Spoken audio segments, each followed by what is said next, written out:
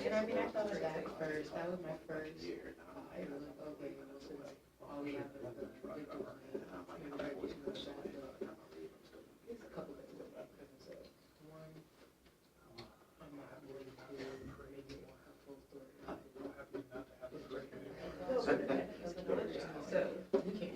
I ain't figured out. I saw it. I Googled, I saw it, and I ain't figured out what it was. But that Once his is eyes was back. yeah. Only, no, it's just. Play job, because was it justifiable that we had like,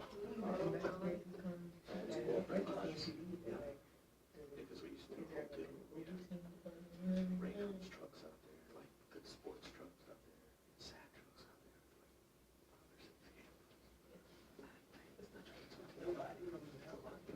there. Oh no, they give me a secret. Yeah, so it's not just good on anything, but yeah, like they're US like so Google Allied Universal, it's like a global company.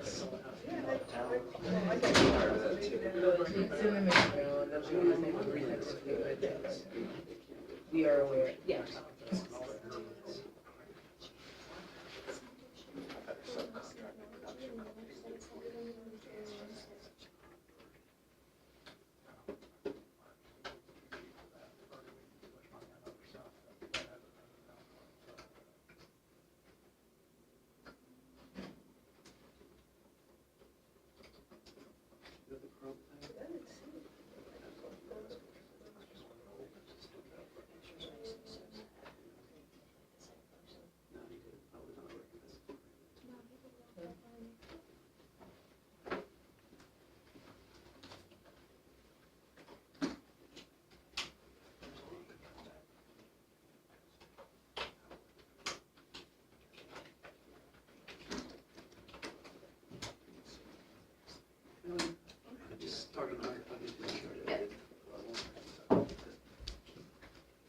Let me know when you're ready.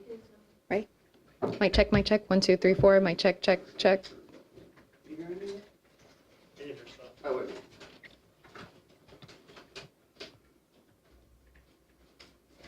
Hang on. One more time. Mic check, mic check. 1, 2, 3, 4. Mic check. Cool. All right. Adam, what lab do you have? Some of them are one and some of them are mine. Mine was like. She's a little up, but not crazy up. Switch it. You the cube? I'm the cube, because I knew that everyone else should be hardwired. Says you're on the mic level. Okay. Is that what you want? Did it sound clear? Hey Jesse, will you do my check? That wouldn't be answered. Hi Amanda. Mic check, mic check. 1, 2, 3. Thank you.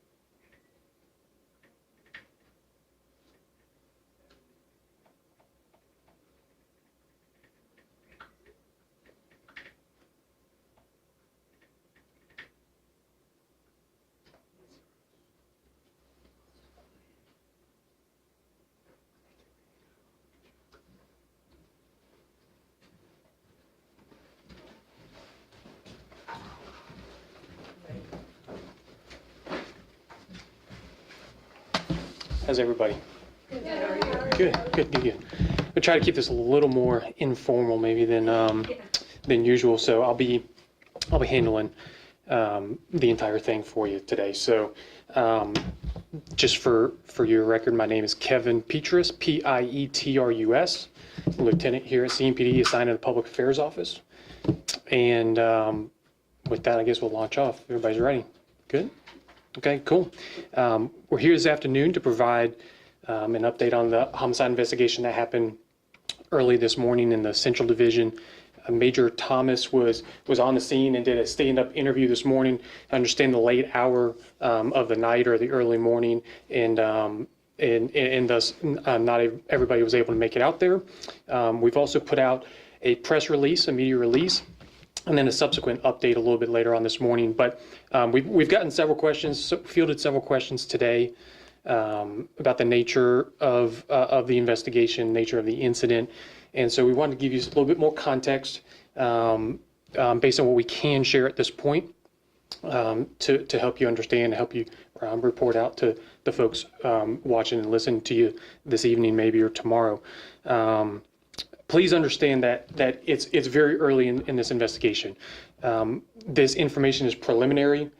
An investigation like this is a complex, and there's still people to interview, I'm sure, still evidence to analyze, things of that nature. So this is preliminary investigation, still very active and ongoing. I want everybody just to understand that up front here, okay? So on September 8th, 2023 at approximately 12:30 a.m., officers with the Central Division responded to an assault with a deadly weapon call for service in the Central Division on 4th Street.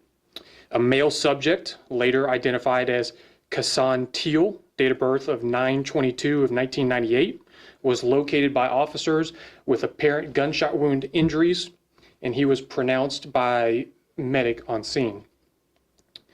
It appears that the scene of this incident is along 4th Street on the side of the Queen City corridor, formerly known as the Epicenter.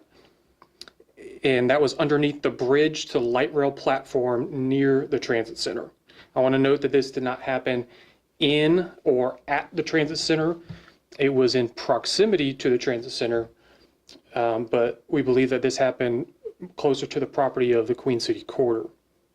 Preliminary investigation indicates that there were 2 sworn company police officers that were employed by the Queen City corridor, and they advised that they were dispatched to the loading dock area of the Queen City corridor in reference to a subject who was causing a disturbance and urinating on a wall at the location.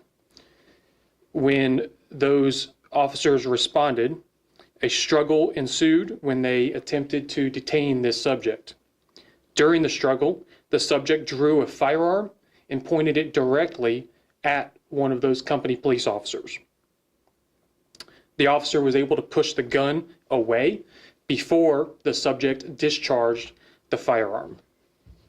We're not aware of where that projectile from that firearm discharged impacted, but we're not aware of any injuries or property damage related to that. The other officer who was with that first officer then discharged his firearm toward this subject, striking him multiple times. Again, that subject was pronounced deceased on the scene by medic. This subject, again, identified as Kashaune Teal, had a publicly accessible arrest history. Investigators also determined after the fact that he had an outstanding order for his arrest from out of Mecklenburg County related to a kidnapping charge. The CMPD homicide unit is the lead investigating entity for this investigation. They are well underway for this investigation, and the district attorney's office will be the ones to determine whether this shooting was justified or not justified. That's a recap of the incident so far this morning. I want to transition a little bit to Central Division and what Central Division crime looks like this year. Central Division overall, this year, year to date, has a 18% decrease in violent crime, 18% decrease for Central Division. And to expound upon that a little bit more, one of the things that they've been focused on as one of their yearly initiatives is an operation called Operation Heartbeat. Operation Heartbeat, the goal of that is to reduce violent crime, specifically in the areas surrounding the transit center. So I want to kind of draw a mental map for you. If you picture where the transit center is, think of Trade Street along the transit center bordering the Spectrum Arena. We think of 4th Street on the opposite side, bordering that side. There are parking garages, there are surface parking lots all surrounding that area. And that's really the focus of Operation Heartbeat. And again, it's to reduce violent crime incidents in that area. That came about because the Central Division Command noticed a substantial increase in violent crime from 2021 into 2022. And so as a result, early this year, at the beginning of this year, they launched this operation to focus on that area. I'm happy to report that we have seen success in that area. So far, year to date, there have been 5 violent crime incidents reported in that area, and that's compared to 12 violent crime incidents in that same area last year up until this point, year to date. So 5 this year versus 12 last year in that very same area. We attribute this decrease in violent crime to overall officer presence being increased in the area, to include but not limited to the Central Division Bike Unit, who is very, very active in that area. And in addition to that, the partnerships that the Central Division has been able to form with the businesses in the area, working in collaboration together, as well as working with CATS in the transit center. I'll be happy to answer your questions now if anybody has any. So, when it comes to the shooting,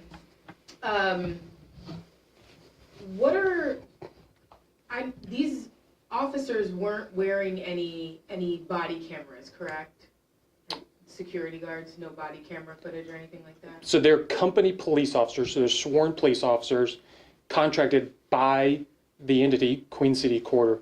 I'm not aware if there is body-worn camera footage of that or not, but if there is, that's certainly part of the investigation.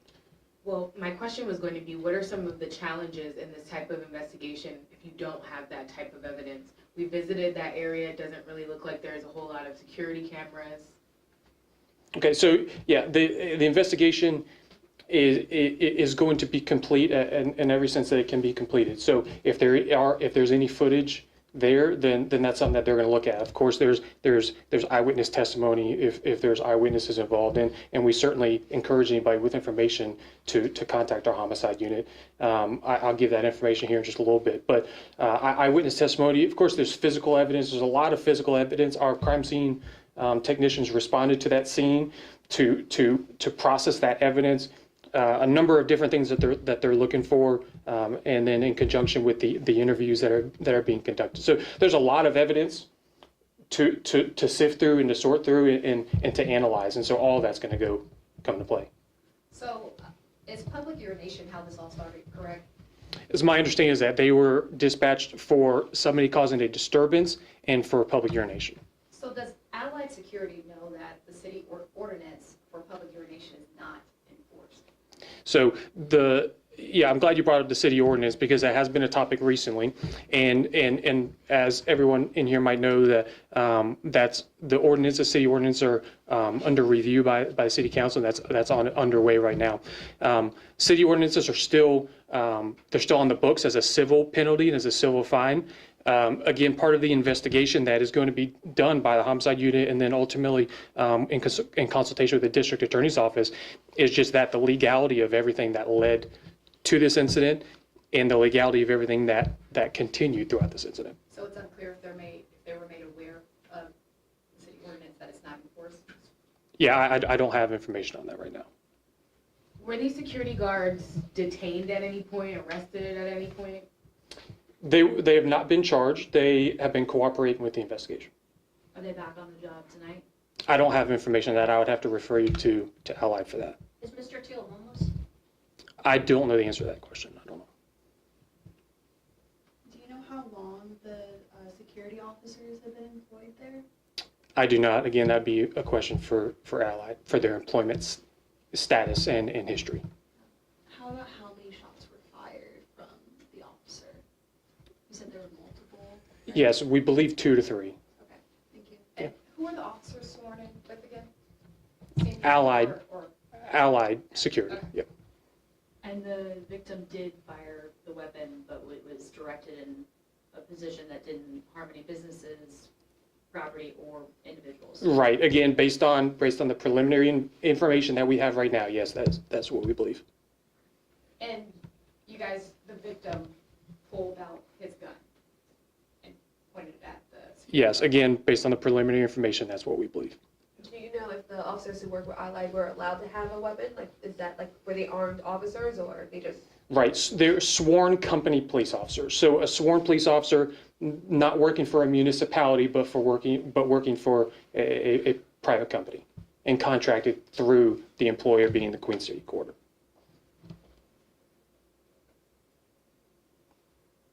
Anything else? Only 2 guards, right? Just making sure. Correct. They were patrolling together. Yes, it's my understanding. That's kind of a regular route for them. Good? I do have one question outside Sure. of this. I Outside don't of know this? if you'd be able to answer, but my manager wanted me to ask about Palisade High School and the fight yesterday and the security that you put in place today. Okay, let's take that one offline if we can. Okay. Okay, very good. Thanks for being here, y'all. Hope you have a good weekend. All right, thank you.